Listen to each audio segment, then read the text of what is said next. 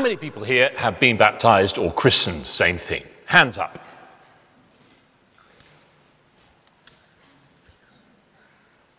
Okay, hands down. How many people here were baptized in this church? Oh, quite a few. Goodness me, I wasn't expecting that many. Jill, Di, Jean, Tomo, Wendy, and anyone else? Anyone else been baptized in this church recently? I think Eliza was. No, she wasn't. She was baptized somewhere else. Ah. And this little girl here, Lily, is going to be baptized next Saturday, but not in this church, at Wiggerton. Oh, right. I'm just trying to work out who was the last person here to be baptized in this church that's here this morning. Oh, that's a tricky... Well, perhaps we won't ask. Well, there we are. When you were doing your baptism, the one thing that is a constant feature is water. Water. Jesus commanded us to baptize people. He told us to do it in the name of the Father and of the Son and of the Holy Spirit. And whenever I do a baptism, one of the first things I say is, baptism is the sign and seal of new birth. Who knows what a seal is? No. Yes. What's a seal? Have you ever seen one? It's wax, and you put it to seal an envelope, and then you stamp yours. If you like to do that. We had a very special wedding invite that came with a wax seal on the back. It's like a guarantee, isn't it? It's like a guarantee, yes, that's right. Quite often in the old days, when kings wanted to say that this person here is trustworthy, they used to write it out in a letter that the person sent and sealed it with the king's seal. And those of you who were at the Grandison celebration, especially on the stories on the Friday night, will have known that there was actually Grandison's seal, a picture of it. If you want to go and see it, it's in the cathedral in Exeter. And yes, they used to seal the wax, and that says, this person is trustworthy because I say so. So when a king's seal is written on something, it's as if it says, well, what is written is true. This man is my trusted representative. This signet ring, I've gone and plonk with it in the wax. The only one that I had, I'm the only one who's got one of those. That's a seal, so you know that this is true. I have set my seal upon this person.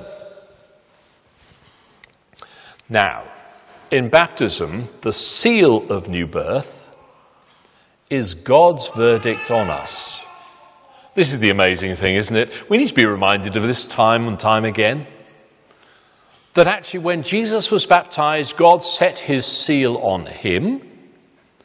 A voice came down from heaven and the heavens were torn open.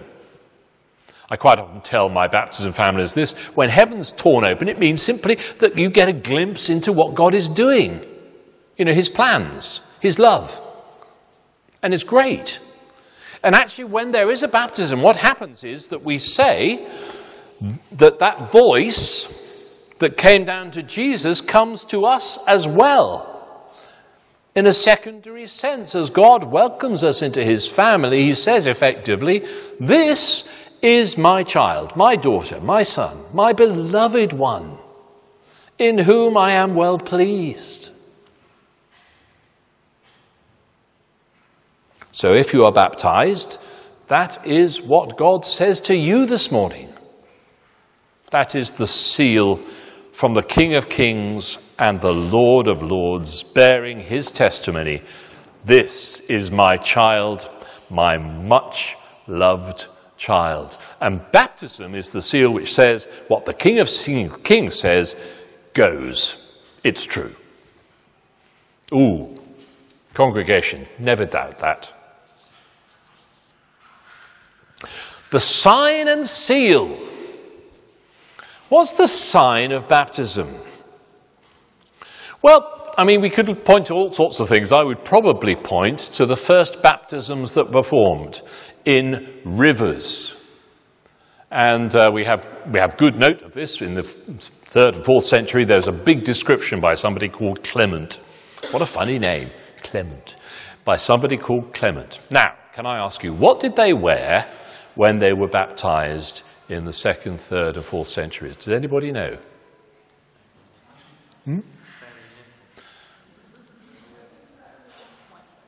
White robe. Yep. Flo's right, Grenville's right. They wore absolutely nothing. They were baptized starkers. But they might have had their own clothes on one side of the river, taken them off, and been baptized naked, and then had a white robe, often, on the other side of the river. And the congregation of the local church would have been on the other side of the river. So the symbolism is, you take off, the old nature, and you go down naked and be buried with Christ in the river. The word baptized means literally drown, to be overwhelmed with water. And then they would rise up the other side of the river and put on this fresh white robe.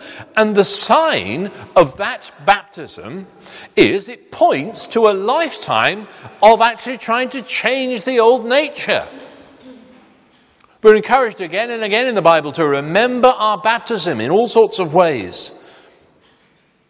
To go again to be washed and forgiven and reclothed. That's why we had King of Kings Majesty. In royal robes I don't deserve. Because this reclothing is something we have to do for a lifetime after we've been baptized. And the picture and the sign of this baptism was the old way of doing it in the river. It actually is the most graphic way, isn't it? Very, very pictorial. You leave behind your old nature, you're baptized, washed, forgiven by Christ, and then you rise up the other side of the river and join his church, clothed in a pure white robe, signifying the righteousness of Christ. Now, for most of us, this is a long time ago, but do you remember when you exercised really hard? I used to play squash. Squash was my game. I got really hot when when I played squash, because I was a retrieval expert, so I was running all the way down the court, round and round and round. It gets quite steamy in a squash court, and you do get very, very sticky. And I used to go and have a shower, and sometimes, not often, sometimes, I used to wear tracksuit trousers and a polo shirt if I was doing something else, and play squash like that. And after I'd had the shower, I'd return to the polo shirt and the tracksuit bottom, and when you pull on something you thought was okay, and you pull it on, you think, oh, that's terrible. It's sort of a bit clammy. And have you ever done that? Yes, you have. Well, good, I'm glad, because this is an illustration of baptism. When we do get washed and cleansed, we don't want to put on the old clothes, basically. Because they're filthy. They really are. They're sweaty. They're horrible. And therefore it is inconceivable, once we have been forgiven, to return to the old nature and the habits that we've been forgiven from.